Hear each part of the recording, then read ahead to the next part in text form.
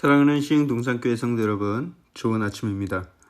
이 소중한 하루를 살면서 하나님의 넘치는 은혜와 평강을 누리는 하루가 되길 축복합니다. 여러분, 우리는 평화를 사랑하죠. 평화가 없으면 우리는 늘 두려움과 긴장 속에서 살아가게 될 것입니다. 평화 없이는 자유도 의미가 없고 미래에 대한 꿈도 의미가 없게 되는 것이죠. 평화를 한자로 쓸 때 평자는 심장 두 개가 나란히 공존하는 모양새를 가지고 있습니다. 또 평화의 화자는 벼화자에다가 입구자가 합쳐진 형성자로서 쌀이 입에 들어간다는 의미를 담고 있습니다. 그러니 평화란 사람들의 마음이 안정된 상태로 유지가 되고요. 또 일용할 양식이 늘 공급되는 상태라는 것입니다. 그러니 나만 잘 먹고 잘 산다고 내 마음만 평화롭다고 해서 그것이 진정한 평화라고 할 수가 없고요. 모든 이들이 다 행복한 마음으로 필요가 충족되는 것이 진정한 평화의 상태라고 할 수가 있겠습니다. 우리가 하나님이 주시는 마음으로 서로를 아끼고 사랑하며 또 마음뿐만이 아니라 서로의 필요를 채워줄 줄 아는 섬김이 있을 때 우리 삶의 진정한 평화와 평강을 경험하게 될 것입니다. 그런 풍성한 마음으로 다 함께 행복을 누리며 또 이 땅에서부터 천국을 모두가 다 같이 경험하며 살아가게 되는 저와 여러분들의 삶이 되길 주님의 이름으로 축복합니다. 자, 그럼 오늘 2021년 9월 28일 화요일 시동을 위한 메시지 지금 시작합니다. 오늘 하나님께서 우리에게 주신 말씀은 출애굽기 22장 1절에서 15절의 말씀입니다. 출애굽기 22장 1절에서 15절의 말씀. 오늘 본문은 절도에 대한 보상, 농작물 피해에 대한 보상, 전당물 손실, 그리고 빌린 짐승의 상해에 대한 보상 등의 내용을 담고 있습니다. 당시 이스라엘 백성들의 질서와 평화를 유지하기 위해서는 그들 개인의 재산이 철저하게 보호를 받아야 했습니다.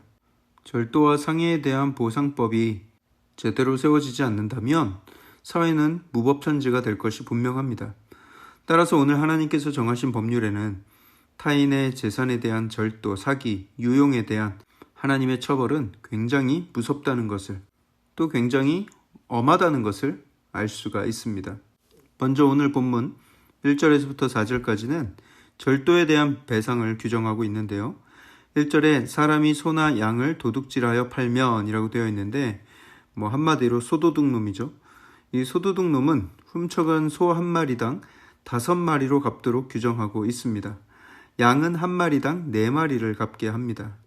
레위기에서도 이런 상황에서 어떻게 보상해야 할지를 기록하고 있는데 레위기에서는 원금의 5분의 1을 더해서 갚고 나중에 속건제물로 순양을 바치라고 기록을 합니다. 오늘 이 본문에 나오는 내용과 조금 다른 기록이 되어 있는데요. 그것은 그 훔친 행위에 대해서 먼저 와서 회개하고 또 자백을 했을 때의 경우와 또 이렇게 남에 의해서 그 범죄 행각이 발각됐을 때 그때를 다르게 대하고 있는 것입니다. 또 특별히 소와 양은 다른 물품과는 확연히 다른 성격의 것이죠. 소와 양은 생명이 있고 또 그 자산이 계속 생육하고 번성할 수 있는 가능성이 있는 것들이죠. 그렇기 때문에 다른 물품에 대한 배상보다 훨씬 더 큰 배상을 명하고 계신 것입니다. 2절에서 3절을 보면 밤중에 침입한 도적을 때려 죽였을 경우에는 전혀 그 책임을 묻지 않겠다 이렇게 명시하고 있죠. 미국에서도 무단으로 가택에 침입하는 경우에는 총에 맞아서 사망할 가능성이 굉장히 높습니다. 웬만큼 간이 크지 않고서야 절도를 위해서 남의 집에 들어가는 경우는 거의 없죠. 사실 저도 예전에 미국에서 살다가 이제 한국에 역이민 온 지 얼마 되지 않아서 집에 외부인이 침입해 온 경우가 있었습니다. 그때 저희 어린 두 아들과 제 아내가 방에서 자고 있었는데 저는 새벽녘까지 설교 준비를 하다가 이제 막 침대에 누운 상태였어요. 그런데 그 늦은 새벽에 누군가 현관에서 들어오는 소리가 들렸는데 저는 설마 내가 잘못 들은 거겠지 하다가 뭔가 쎄한 느낌에 스프링처럼 벌떡 일어나서 나가보았습니다. 그러니까 집 안에 어떤 시커먼 옷을 입은 남자가 우리 아이들 방으로 들어가는 거예요. 저는 당장에 나오라고 소리쳤고 근데 그 사람은 그 방에서 나오지 않고 버텼습니다. 제가 참 긴 이야기지만 짧게 결론만 말씀드리자면 그분 그날 저한테 정말 많이 맞았습니다. 원래는 그냥 제안만 하고 때리진 않으려고 했는데 계속 반항하면서 입에 담지도 못할 욕을 계속 해대길래 오호라 이놈 잘 걸렸다 하고 정말 진심으로 많이 때린 것 같아요. 집에 들어온 침입자는 혹독하게 다뤄야 한다는 일념 하나로 경찰관들이 오기 전까지 제가 열심히 때렸는데 경찰에 수갑이 채워져 나갈 때까지 계속 욕을 퍼부어 댔습니다.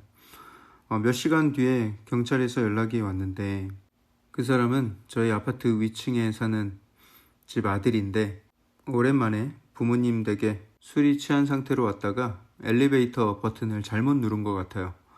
공교롭게도 그날 저희 집 문이 안 잠겨 있었던 것이고요.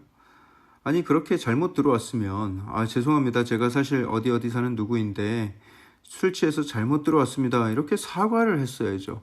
그랬으면 저도 이해하고 웃으면서 돌려보냈겠죠. 하지만 그 자리에서 반항하고 욕하고 심지어 저한테 위협까지 하고 진짜 도둑도 아닌데도 물론 그러다가 그날 평생 맞을 매를 그날 다 맞은 것 같아요. 물론 나중에 이웃집 아들인 것을 알고 제가 너무 미안하고 민망한 상황이 되었죠. 나중에 제가 음료수 사들고 찾아가서 화해도 하고요. 했던 기억이 납니다. 오늘 이 본문을 보니까 그때의 기억이 새록새록 나는 것 같아요. 오늘 본문에는 밤에 들어온 사람은 죽여도 책임이 없으나 낮에 들어온 사람을 죽이면 책임이 있다 이렇게 명시하고 있습니다. 그리고 도적질한 물건은 반드시 배상을 할 것이고 배상할 돈이 없으면 몸을 팔아서라도 갚아야 한다 이렇게 명시하고 있습니다. 그만큼 백성들의 재산권을 지켜주고자 하는 하나님의 마음을 엿볼 수가 있죠. 그렇습니다. 재물은 눈에 보이는 것 이상의 가치와 의미가 담겨져 있습니다. 그 안에는 노동의 숭고함이 있고요. 피와 땀이 서려져 있습니다. 남의 돈을 우습게 아는 사람들은 반드시 그 대가를 혹독하게 치르게 하시겠다는 거예요. 5절과 6절은 농작물 피해에 관한 배상입니다. 내가 풀어놓은 가축이 남의 밭에 들어가서 소중한 작물을 다 뜯어먹었다면 그 가축 주인은 자기 밭에 가장 좋은 것으로 배상을 해야 하고 고이든 사고든 어딘가에 불을 냈다면 그 불낸 사람이 피해당한 액수 전부를 보상해야 한다 기록하고 있어요. 또 7절에서 13절까지는 전당물, 그러니까 맡겨놓은 물건에 대한 손실이 있을 경우입니다. 남의 물건을 맡아주고 있었는데 그 물건이 사라져버렸다거나 도둑을 당했다거나 분실했을 경우입니다. 그런 경우는 굉장히 큰 갈등이 생길 수 있는 경우겠죠. 물건을 맡겨놨는데 없어지거나 도둑 맞았다고 하면 그 말을 곧이곧대로 믿을 사람이 그렇게 많지 않을 것입니다. 가장 먼저 그 물건 맡았던 사람의 진위를 의심하게 되겠죠. 그랬을 때 도둑이 잡혔을 경우와 그렇지 않았을 경우가 다르게 적용되고요. 물론 도둑이 잡히면 판결은 굉장히 쉬워집니다. 하지만 도둑이 잡히지 않고 그렇다고 물건을 맡았던 사람이 막 빼돌렸다는 증거마저도 없으면 양측은 재판을 받게 되는데 물건을 맡았던 자가 하나님께 맹세를 합니다. 나는 결백하다. 난 훔쳐간 적이 없다. 이렇게 맹세를 하면 그 물건의 주인은 그 말을 믿어야 합니다. 그리고 그 말이 진심인지 아니었는지는 이제 하나님께 맡기게 되는 것이죠. 하나님 앞에 맹세한다는 것은 이런 아주 무거운 의미가 담겨져 있는 것입니다. 하나님 앞에서 헛된 맹세를 했을 때 그 죄에 대한 심판은 내가 다 받겠다라는 다짐이기 때문이에요. 이스라엘 백성들에게는 정의로우신 하나님께서 당신의 이름으로 맹세하는 모든 이들의 맹세를 들으시고 그에 따른 분명한 심판이 있을 거라고 믿었습니다. 절대자, 심판주이신 하나님 앞에서 말했다면 진짜겠지 하고 믿는 거예요. 그리고 오늘 율법에도 그 상대방의 말을 믿으라 이렇게 명령하고 있습니다. 당시에 CCTV를 돌려보겠어요? 과학 수사를 할 수 있겠어요? 양쪽 모두 하나님의 권세 앞에 모두가 겸손하게 나아가는 것입니다. 맹세를 하는 자나 그 맹세를 믿어야 하는 입장이나 하나님을 경외하고 신뢰하는 마음이 있어야만 이 법이 효력이 생기는 것입니다. 사랑하는 성도 여러분, 그렇기 때문에 이 성경에 나오는 이 모든 규례들은 하나님의 백성들을 위한 규례입니다.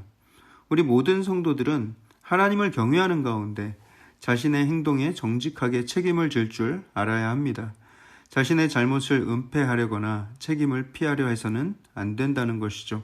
당장에 수치스럽고 손해가 되더라도 자신의 잘못을 인정한다면 하나님의 은혜가 거기에 더해지고 또 의롭고 정직한 사람으로서 하나님께 인정을 받게 될 것입니다. 그리고 갈등 없는 사회, 상처 없는 사회가 되어서 서로를 더욱더 믿고 신뢰할 수 있게 될 것입니다.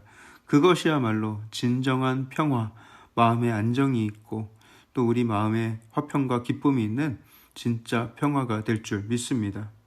기도하겠습니다. 사랑의 하나님, 우리에게 이런 소중한 법을 알려주시어서 하나님께서 우리에게 어떻게 살아갈지를 알려주시니 감사를 드립니다. 하나님, 우리가 하나님을 경외하는 마음으로 서로를 신뢰하며 또 내 행동에 정직하게 책임을 질 줄 아는 나의 삶이 되게 하여 주시고 또 내가 어떠한 잘못이 있다면 하나님 앞에 나아가 회개하고 자백할 때에 하나님께서는 그 마음을 기뻐 받으시고 또 용서해 주실 줄 믿습니다. 우리가 그런 은혜를 힘입어 하나님의 정직과 또 의로움에 더욱더 가까이 나아가는 우리의 삶이 되게 하여 주시옵소서. 이 모든 말씀을 살아계신 예수 그리스도 이름으로 감사하며 기도합니다. 아멘.